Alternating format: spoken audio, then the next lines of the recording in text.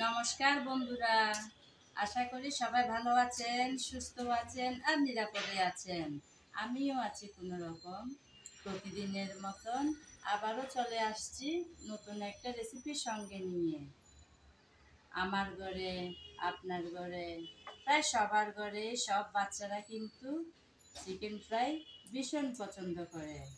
কিন্তু আমরা যেভাবে ব্যস্ত থাকি প্রতিদিন, খুব করে কিন্তু চাইলে সবসময় সব কিছু করে দেওয়া সম্ভব হয় না। কিন্তু আজকে আমি এমনভাবে চিকেন ফ্রাইটা করে দেখাবো, একদম বেশি না, 10 থেকে 15 মিনিটের মধ্যে রেডি হয়ে যাবে।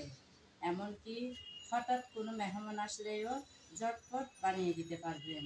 সেভাবেই দেখাবো আজকে মজাদার এই চিকেন ফ্রাইটা।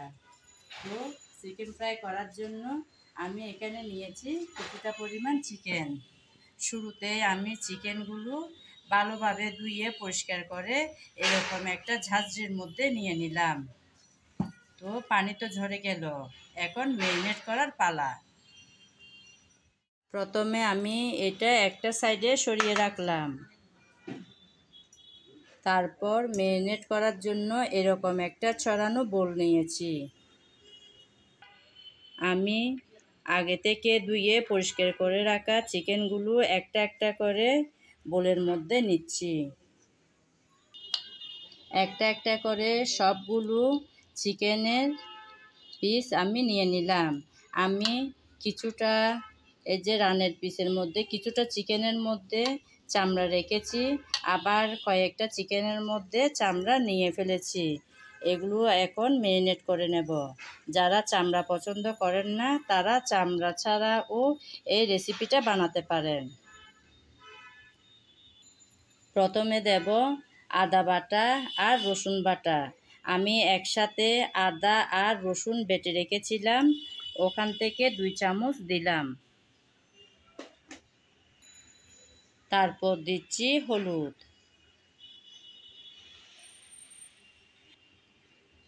তারপর মরিচ। ঝালটা যে যেমন খেতে পছন্দ করেন সেরকম দেবেন। অবশ্য একটু স্পাইসি হলে ভালো লাগে খেতে। আমার বাচ্চারা স্পাইসিটাই বেশি পছন্দ করে। এখন দিয়ে দিলাম জিরা ধনিয়া পাউডার,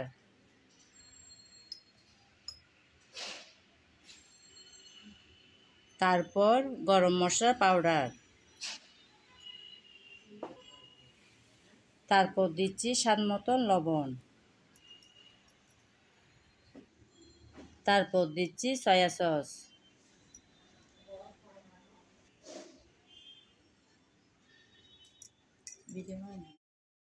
এখন আমি একটা লেবুর একটা সাইড আমি কেটে এখানে দিয়ে দিচ্ছি, কারণ আমি এই চিকেন ফ্রাইয়ে ডিম দেব। ডিমের যাতে গন্ধটা না লাগে সেজন্য আমি এই লেবুটা ব্যবহার করলাম। অবশ্য লেবু দিলে ভালোই লাগে খেতে। লেবুটা আমি ভালোভাবে চিবে রসটুকু দিয়ে দিয়েছি। এখন দিয়ে দিচ্ছি ডিম। ডিমটা অবশ্যই আগে একটা বাটিতে ভেঙে রাখতে হবে, কারণ অনেক সময় দেখা যায় রান্নার সময় ডিম ভাঙার পরে ভিতরে নষ্ট থাকে। তখন যদি আমি নষ্ট ডিমটা এই চিকেনের উপর দিয়ে দিই তাহলে সবগুলাই নষ্ট হয়ে যাবে। তারপর দিলাম কিছুটা পরিমাণ ময়দা। আসলে ডিম অনেক সময় দেখা যায় ছোটো থাকে, অনেক সময় দেখা যায় বড় থাকে। তাই ডিমের পানি পরিমাণ যেরকম হবে সেরকম ময়দাটা দেওয়া হবে। ডিমটা বড় হলে অনেক সময় ময়দার পরিমাণটা বেশি লাগবে, আর ডিম যদি ছোটো হয় ময়দার পরিমাণ একটু কম হবে। আমি এখন সবগুলো একসাথে ভালোভাবে ম্যারিনেট করে নেব। ময়দা কিন্তু খুব বেশি দিলে হবে না। বাইরের আবরণটা যদি বেশি মোটা হয়ে যায় তাহলে কিন্তু খেতে ভালো লাগবে না। আমার মনে হয় আরেকটু ময়দা লাগবে, তাই এখন দিয়ে দেব।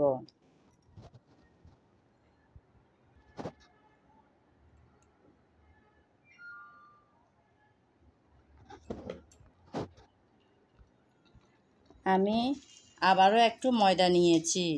আসলে আমার ডিমটা একটু বড় ছিল, সেজন্য পাতলা হয়ে গিয়েছিল, তাই আবারও একটু ময়দা দিলাম। আমি প্রত্যেকটা চিকেনের গায়ে গায়ে ভালোভাবে মশলা মেখে নিলাম। দেখুন বন্ধুরা, দেখতে কত সুন্দর লাগছে। এখনও এভাবে যদি ঠিকঠাকভাবে ম্যারিনেট করে রান্না করা হয় না, অর্থাৎ ফ্রাই করা হয় না, দারুণ হয় খেতে। আমি তো ফুড কালার ব্যবহার করিনি। আপনারা যদি এর চেয়েও খুব সুন্দর একটা কালার আনতে চান, তাহলে ফুড কালার ব্যবহার করতে পারেন। আর ভালোভাবে ম্যারিনেট করে আধ ঘন্টা কিংবা 1 ঘন্টার জন্য নর্মাল ফ্রিজে রেখে দিতে পারেন। আমি তো বলেছি আমি অল্প সময়ের মধ্যেই করে দেখাবো, তাই আর রাখলাম না ম্যারিনেট করে। এখন মাখানোর মধ্যে যে সময়টুকু আমি নিয়েছি, সেই সময়ের মধ্যেই ভালোভাবে ম্যারিনেট হয়ে যাবে। আর এখন আমি তেল বসিয়ে সঙ্গে সঙ্গে ভেজে নেব। ভালোভাবে ম্যারিনেট করে নিলাম। এখন চলে যাব রান্নার কাজে। চিকেন ফ্রাই করার জন্য চুলায় একটা প্যান বসিয়ে তাতে পরিমাণ মতো তেল দিয়ে দিলাম। আজকের ফ্রাইটা হবে ডুবো তেলে, তাই একটু বেশি পরিমাণ তেল দিয়েছি। চুলায় তো তেল বসিয়ে দিলাম, এতক্ষণ নিশ্চয়ই গরম হয়ে গেল। এখন যাই এগুলো ভেজে নিই। তেল গরম হয়ে গেল, গরম তেলে দিয়ে দিলাম চিকেন। এভাবে আমি একটা একটা করে চিকেন গরম তেলে ছেড়ে দিয়ে তারপর লাল লাল করে ভেজে নেব। আমার প্যানটা তো ছোটো, তাই অনেকগুলো চিকেন দিতে পারলাম না। এই 3টাই আগে ভেজে নেব।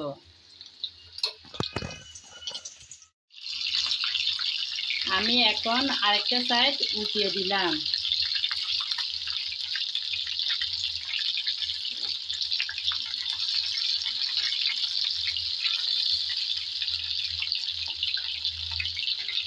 অপেক্ষা করব যাতে ভালোভাবে দুটোটা সাইড ভাজা হয়।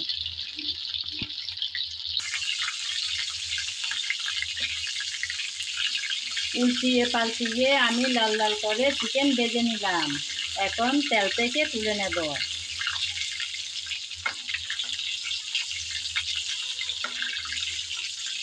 এই যে দেখুন বন্ধুরা, দেখতে কতই না লোভনীয় হয়েছে, অথচ আমি কোনো রকম ফুড কালার ব্যবহারও করিনি। এখন তেল ভালোভাবে ঝরিয়ে আমি আরেকটা পাত্রে তুলে নেব। আমার আজকের রেসিপি যদি আপনাদের ভালো লেগে থাকে, তাহলে আমার চ্যানেলটি সাবস্ক্রাইব করে আমার পাশে থাকবেন। আর যদি ফেসবুক পেজে দেখে থাকেন, তাহলে পেজটি ফলো করে দেওয়ার অনুরোধ রইল। এই যে বন্ধুরা, এভাবে করে আমি একে একে সবগুলো চিকেন ভেজে নেব। আজ এ পর্যন্ত। সবাই ভালো থাকবেন। নমস্কার। বন্ধুরা, আমার কিন্তু খুব আফসোস লাগছে, কারণ খুব সুন্দর ফ্লেভারটা আপনাদের কাছে পৌঁছাতে পারলাম না। সত্যি কিন্তু দারুণ একটা ফ্লেভার ছড়াচ্ছে। এভাবে বানিয়ে দিলে একদম রেস্টুরেন্টের স্বাদ পাবেন আপনারা। আর বাচ্চারা বিরক্তও করবে না রেস্টুরেন্টে গিয়ে খাওয়ার। বাইরেরটা হবে ক্রিস্পি আর ভেতরেরটা হবে জুসি, তাই দারুণ হবে খেতে। আর দেরি না করে বাচ্চাদের ঝটপট বানিয়ে দিন মজার এই রেসিপিটা, দেখবেন আর বাইরে যাওয়ার বায়নাই করবে না, বলবে বারবার আম্মু আমাকে এটা বানিয়ে দাও।